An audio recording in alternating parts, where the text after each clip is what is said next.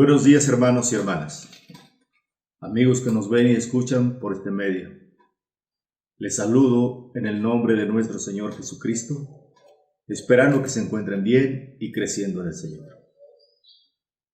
Nuevamente saludamos a todas las localidades de Magdalena, López Mateos, Tultenango y La Huerta. Esperamos poderles ver pronto, si el Señor lo permite. Una vez más, tengo la bendición por la oportunidad que Dios me da para dirigirme a ustedes, siendo el portador del mensaje de hoy. Con mucha preocupación y nerviosismo les comento que desde el momento que recibí la comisión de traer el mensaje, no he podido estar tranquilo por la gran responsabilidad que representa esta tarea. A todos los que Dios nos ha dado la oportunidad de traer el mensaje, nos pasa esto, o no sé si solo a mí, pero lo que sí sé es que siempre que me sucede esto. Vamos a hacer una oración, hermanos, para iniciar con este mensaje. Señor, estamos delante de tu presencia, dándote gracias, Señor, por esa oportunidad grande que nos das de servirte a ti, Señor. Queremos, Señor, agradecerte por lo que haces por nosotros. Gracias por los hermanos que has cuidado el día de hoy, Señor, por el cuidado que tienes de cada uno de nosotros. Padre, en tu nombre, Señor, vamos a dar inicio con esta palabra, esperando que haga el efecto en la vida de cada uno de mis hermanos. En el nombre de Jesús. Amén. Hoy quiero compartir un tema, hermanos, acerca de llamados a servir. Para ello quiero leer 4 citas. Primera de Corintios 15:58, que dice: Así que, hermanos míos amados, estad firmes y constantes, creciendo en la obra del Señor siempre, sabiendo que vuestro trabajo en el Señor no es en vano. Juan 12:26. Si alguno me sirve, sígame, y donde yo estuviere, allí también estará mi servidor. Si alguno me sirve, mi Padre le honrará.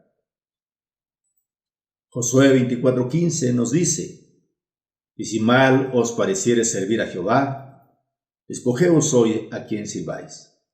Si a los dioses a quienes sirvieron vuestros padres cuando estuvieron al otro lado del río, o a los dioses de los amorreos en cuya tierra habitáis. Pero yo y mi casa serviremos a Jehová. Última cita, Hebreos 6:10. Porque Dios no es injusto para olvidar vuestra obra, el trabajo de amor que habéis mostrado hacia su nombre, habiendo servido a los santos y sirviéndoles aún. Por esto, hermanos, quiero empezar haciendo mención acerca del apóstol Pablo. El apóstol Pablo es un gran ejemplo de cómo tener una relación con Dios a través de Cristo. Se traduce una vida de servicio. Vemos que Pablo, antes de su conversión, persiguió y asesinó pensando que estaba sirviendo a Dios. Pero después de tener un encuentro con Jesús en el camino a Damasco, vemos que él inmediatamente dedicó su vida a servir verdaderamente al Dios que no conocía, difundiendo el Evangelio de Jesucristo. Pablo describe esta transformación en 1 Timoteo 1, del 12 al 14, y dice: doy gracias al que me fortaleció, a Cristo,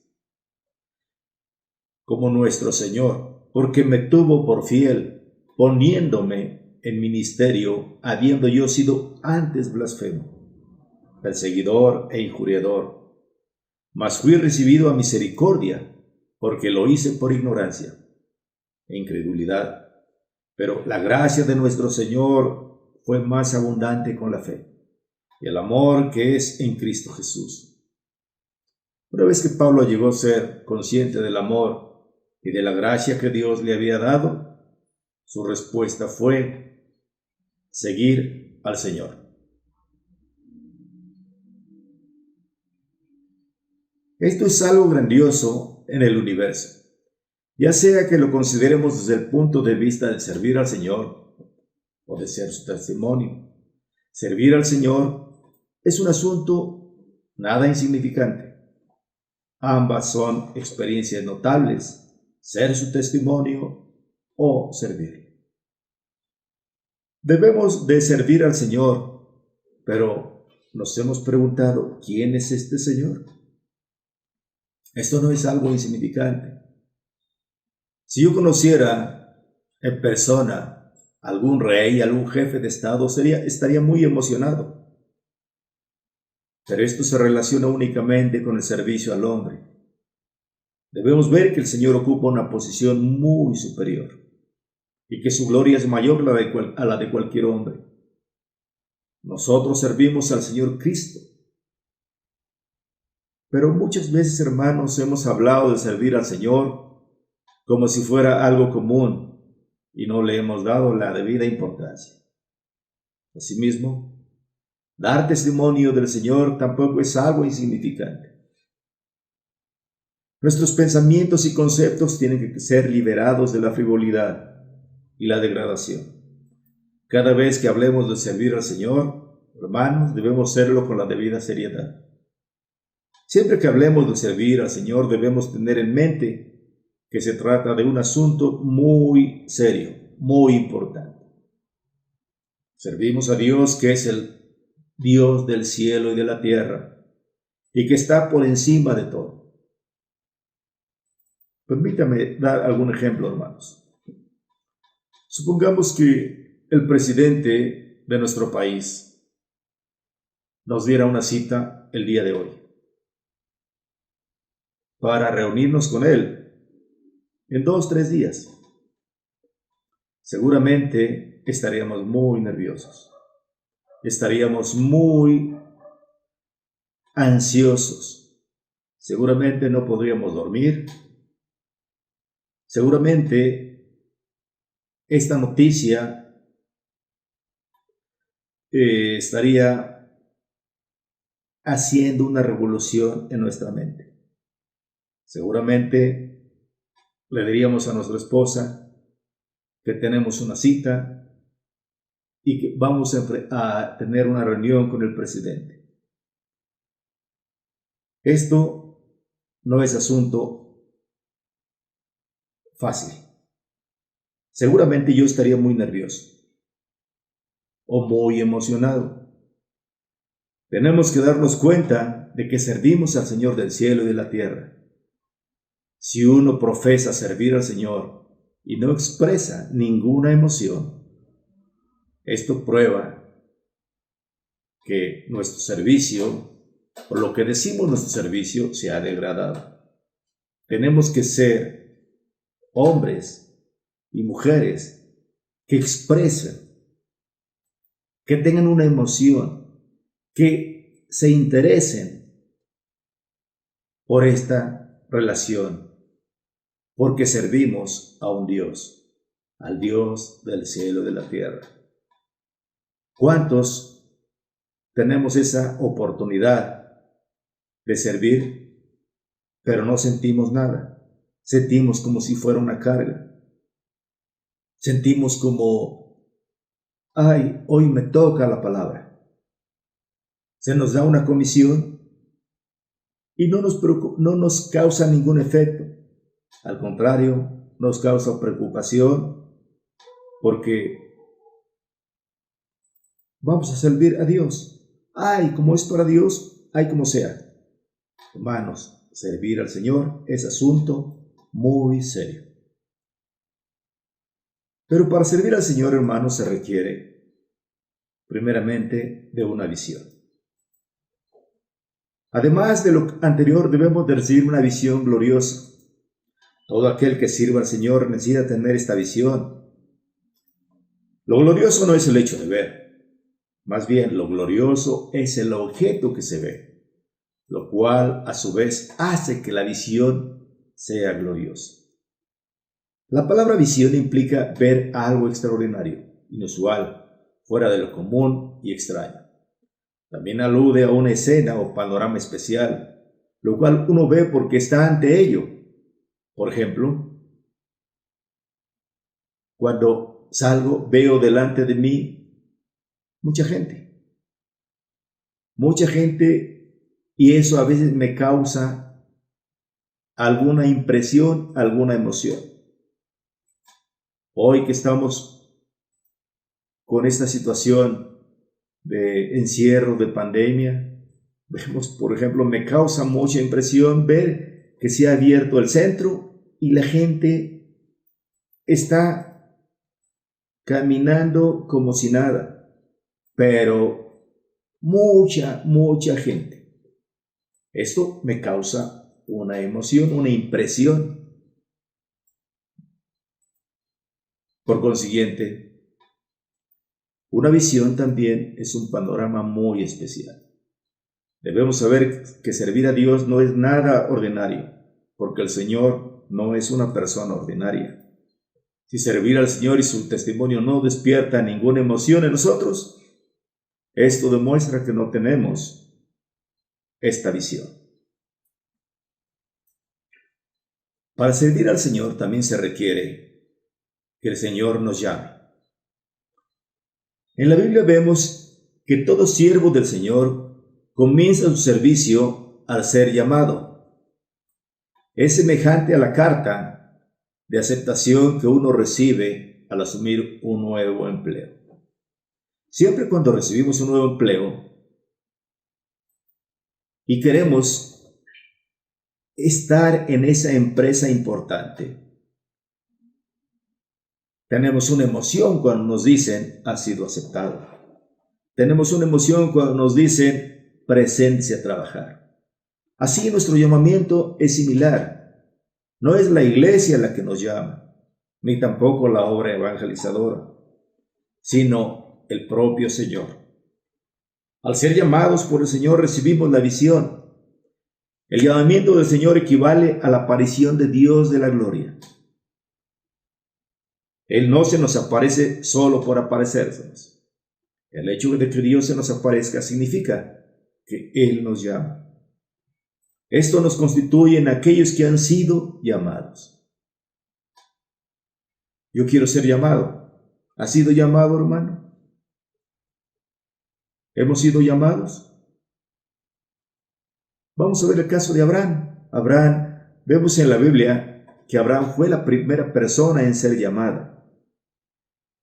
Aunque Adán, Abel, Enoc y Noé vivieron antes que él, la Biblia no menciona cómo fueron llamadas estas 5 personas. Por ejemplo, en el caso de Abel, Génesis solo narra que después de nacer, él experimentó a Dios según lo que sus padres le enseñaron.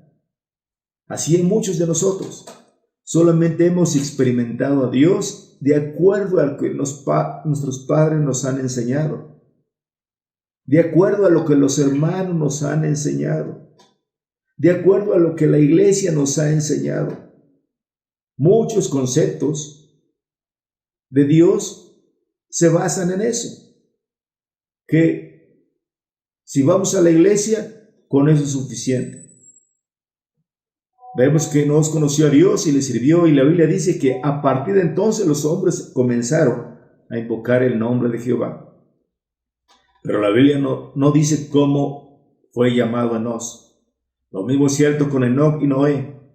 No es sino hasta el caso de Abraham que en el Antiguo Testamento se menciona algo al respecto. A saber que Dios apareció a Abraham. Todos sabemos esta historia de Abraham y Dios lo llamó.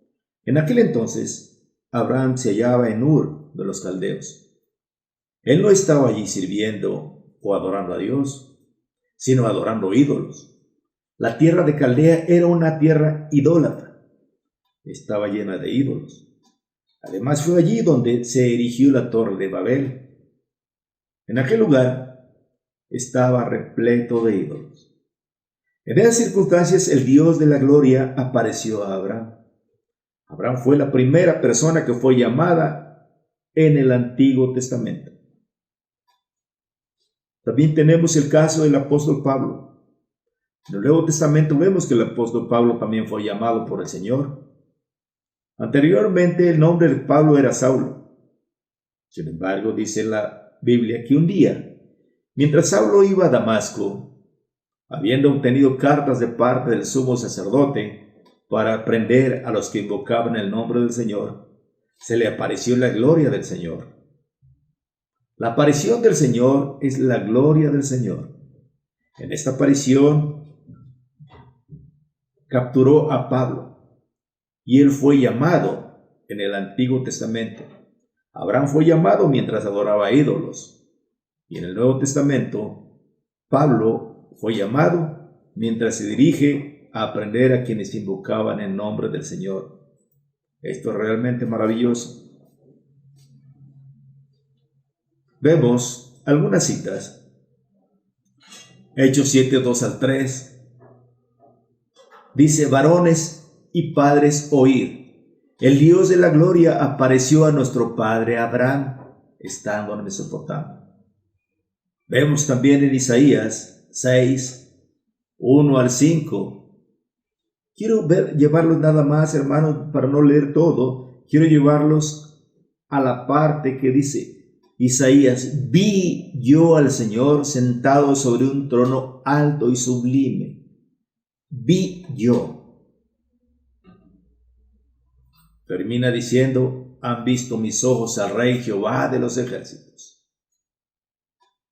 Vemos en 2 de Pedro 1 a 3, dice: como todas las cosas que pertenecen a la vida y la piedad nos han sido dadas por su divino poder, mediante el conocimiento de aquel que nos llamó por su gloria y excelencia. Porque no os hemos dado a conocer el poder y la venida de nuestro Señor Jesucristo, siguiendo fábulas artificiosas, sino como habiendo visto con nuestros propios ojos su majestad.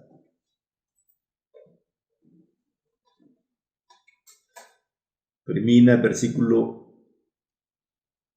18 diciendo: y nosotros oímos esta voz enviada del cielo cuando estábamos con él en el monte, en ese monte santo. Última cita, ¿no? Hechos 9, 12, 15 dice: ocupado en esto iba yo a Damasco. Está refiriendo al apóstol Pablo. Dice: con poderes y en comisión de los principales sacerdotes, cuando a mediodía, oh rey, yendo por el camino, vi una luz del cielo que sobrepasaba el resplandor del sol, el cual me rodeó a mí y los que iban conmigo. Y habiendo caído todos nosotros en tierra, oí una voz que me hablaba y decía en lengua hebrea: Saulo, Saulo, ¿por qué me persigues? Dura cosa te es dar coces contra el aguijón. Dice Pablo: yo entonces dije: ¿quién eres, Señor? Y el Señor dijo: yo soy Jesús, a quien tú persigues.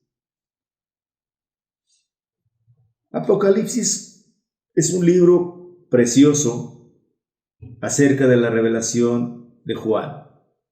Juan dice: después de esto miré, y he aquí una puerta abierta en el cielo, y la primera voz que oí como trompeta que hablaba conmigo. Pablo, Juan cuentan, Pedro aún cuentan lo que sus ojos vieron. Pablo, el Señor le habló. Juan escribe, no cuentos, no fábulas, escribe lo que ve en visión. Pero, ¿qué hay con nuestro llamamiento, hermanos? ¿Qué hay con tu llamamiento? Vemos que Abraham, Pablo, Juan, una vez de su llamamiento, no fueron los mismos. Una vez que el Señor se nos aparece, dejamos de ser los mismos. A partir de ese momento comienza nuestro llamamiento. Cuando la Biblia relata el llamamiento de Abraham, lo hace brevemente. Solo menciona que Abraham vivía en Mesopotamia y que Dios de la gloria se le apareció. En lo que Dios se refiere, esto constituye una aparición. Mientras que en lo que a nosotros respecta, esto constituye una visión y una experiencia muy particular en la que vemos algo que no habíamos percibido antes. Antes habíamos visto montañas, ríos, animales, flores y muchas otras cosas, pero esto es diferente. De repente se nos aparece una persona maravillosa, lo cual constituye el llamamiento de Dios. En otras palabras, somos llamados. Si no aceptamos este llamamiento, hermanos, estamos rechazando la visión de Dios. La Biblia nos muestra que cuando Dios apareció al hombre, ninguno pudo rechazarlo. La visión es maravillosa sobremanera. Algunos de los ídolos que adoraba Abraham tenían cara de demonios, otros tienen cara de caballo, de aves. Esto era lo que Abraham adoraba. Sin embargo, cuando el Dios de la gloria se apareció con tal esplendor y majestad, esta visión lo cautivó a Abraham. Es así como Abraham fue llamado. Fue en el contexto de tal llamamiento que Dios le dijo: vete de tu tierra, de tu parentela y de la casa de tu padre, a la tierra que te mostraré. A partir de entonces comenzó el llamamiento de Abraham. En el Antiguo Testamento él fue el primero en ser llamado. Además de él, hubo por lo menos 2 personas más que recibieron el mismo llamamiento: Isaías y Ezequiel. Ambos, como resultado de haber sido llamados, llegaron a ser profetas. Ahora, ¿cómo nos llama Dios? Él nos llama atrayéndonos a sí mismo al revelarse de una manera personal. Cada uno de nosotros, hermanos, recuerda cuando el Dios de la gloria se nos apareció por primera vez en el día en que fuimos salvos. Cada uno tiene su propia experiencia. Sentíamos que todo era diferente. Todos los que queremos servir al Señor, pidamos que el Señor nos dé esa visión clara. Como dice el canto, que nos gobierne una clara visión y que tengamos ese anhelo de ser cautivados por Él cada día. Pero esta visión, hermanos, tiene que afectar todo nuestro ser. Después de ver esta visión, todo nuestro ser cambiará. Nuestros conceptos, nuestra actitud, nuestras conversaciones y nuestros pensamientos. Seremos completamente diferentes, aunque sigamos comiendo, bebiendo y descansando, trabajando. Nuestra persona habrá experimentado un cambio, lo cual responde a la visión que hemos tenido. Siempre que vemos una visión, esto provoca una reacción en nosotros. Por ejemplo, si uno va por primera vez al mar, somos impactados por esa visión, al ver la majestuosidad del mar, ver como que no tiene fin.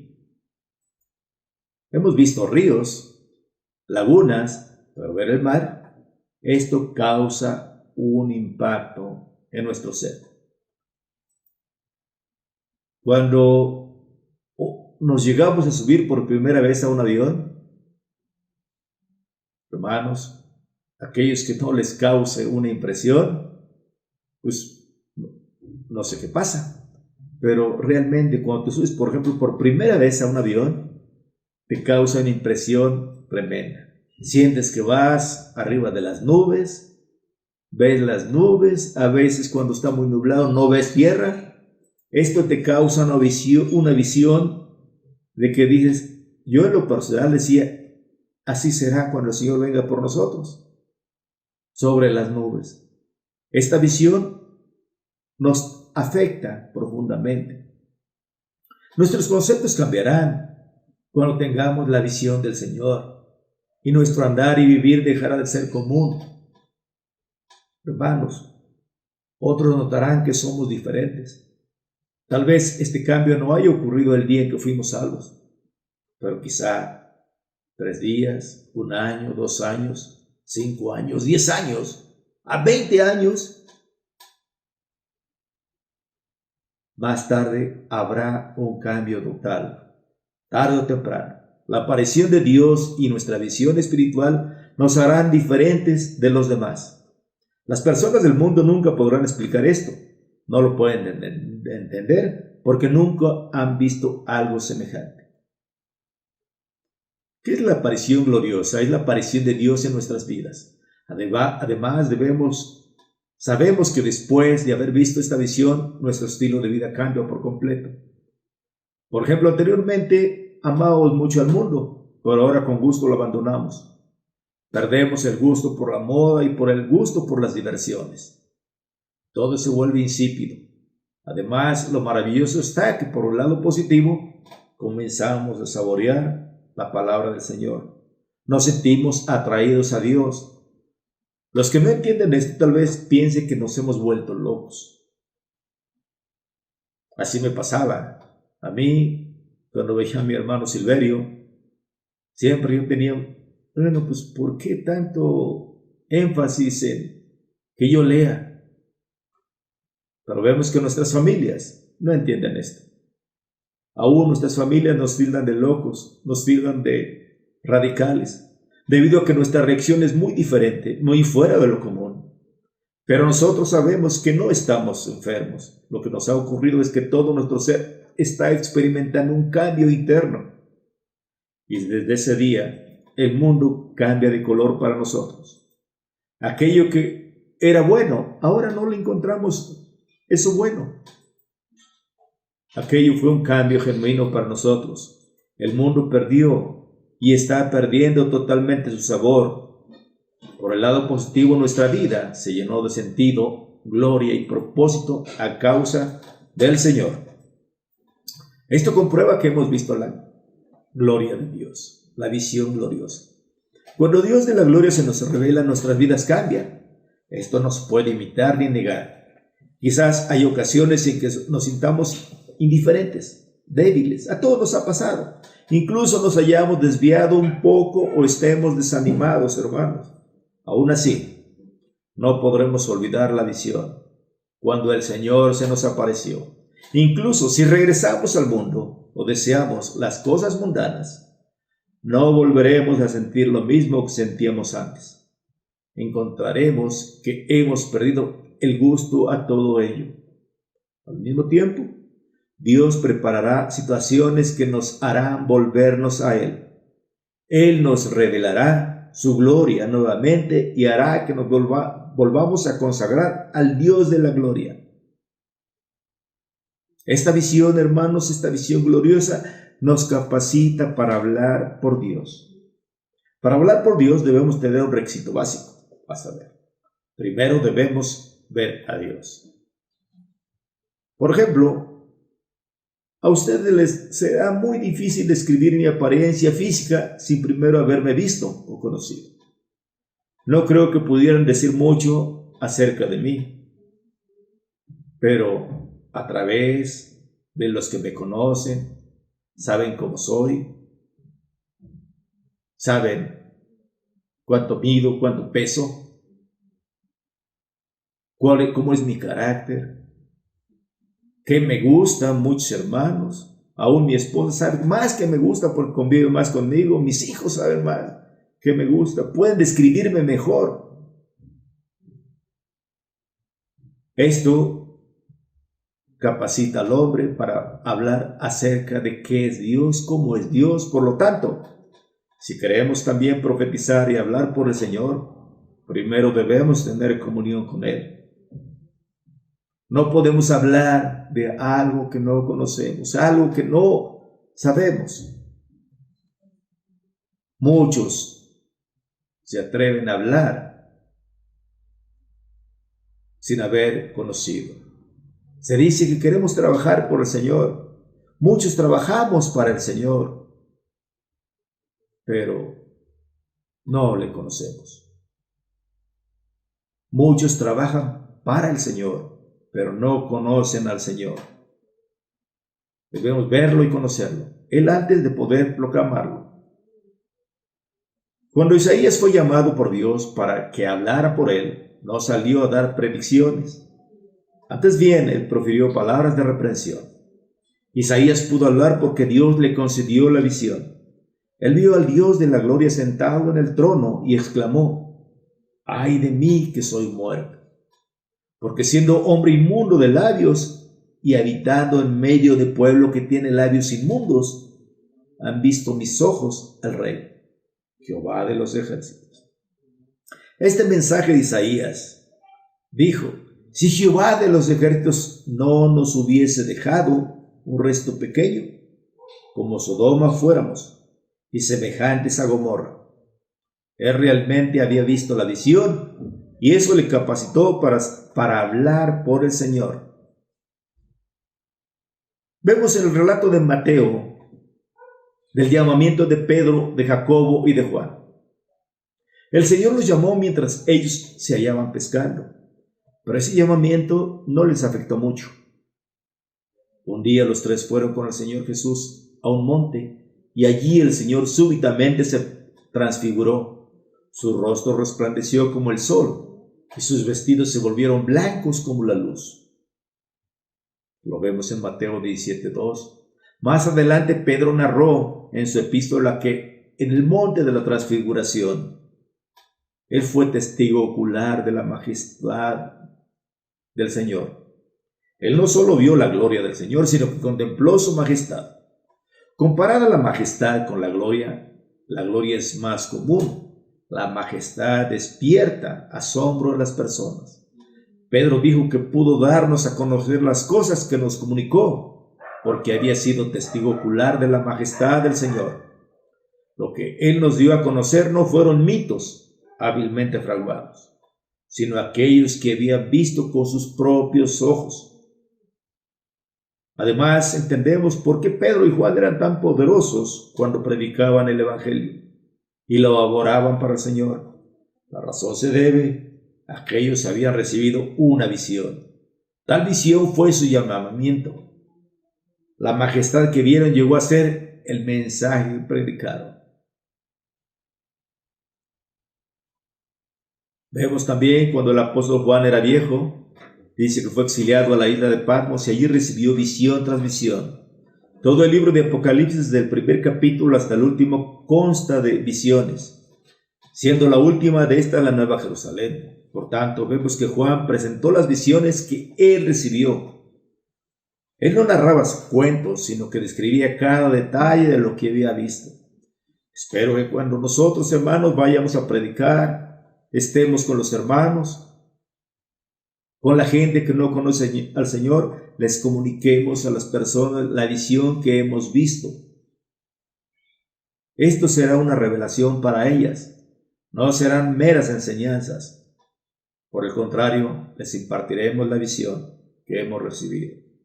Esta visión se convertirá en una revelación para ellas, y de esta manera también podrán ver lo que nosotros hemos visto en esta visión gloriosa. Segundo de Pedro 1:3 dice que Dios nos llamó por su propia gloria y virtud. En el Nuevo Testamento toda persona que sea salva debe recibir ese glorioso llamamiento de Dios. Todos hemos visto su gloria, hemos tenido un encuentro con el Señor, hemos sido atraídos por Él y seguimos siendo influidos por Él. Por lo tanto, hermanos, no podemos seguir siendo lo mismo que éramos antes, personas comunes y mundanas. Ahora somos un pueblo especial, porque el Señor nos ha llamado. No nos interesa ni el cielo ni la tierra, pues la gloria que hemos visto es lo que nos da sentido a nuestra vida. Tal gloria también se ha convertido en nuestra meta, nuestra comisión y nuestro encargo. No nos importan las circunstancias que nos rodean, ni lo que los otros piensen de nosotros. En nuestro interior hay algo que no podemos negar ni desobedecer: la visión gloriosa que tenemos de nuestro Señor Jesucristo. Tenemos que servir a Dios conforme a esta visión por el resto de nuestras vidas. Hermanos, no podemos seguir siendo los mismos. No podemos seguir siendo iguales. Tenemos que decirle al Señor: Señor, que me gobierne esa visión. ¿Por qué el Señor nos hizo? Dice que nos hizo para expresarle a Él. Somos sus servidores, somos sus siervos, somos sus hijos y somos su pueblo especial. Somos esa nueva Jerusalén. Hermanos, que el Señor les bendiga y que veamos que el servir al Señor no es asunto común o ordinario. Si es un privilegio para cada uno de nosotros poder servirle. Que el Señor les bendiga y les guarde. Amén.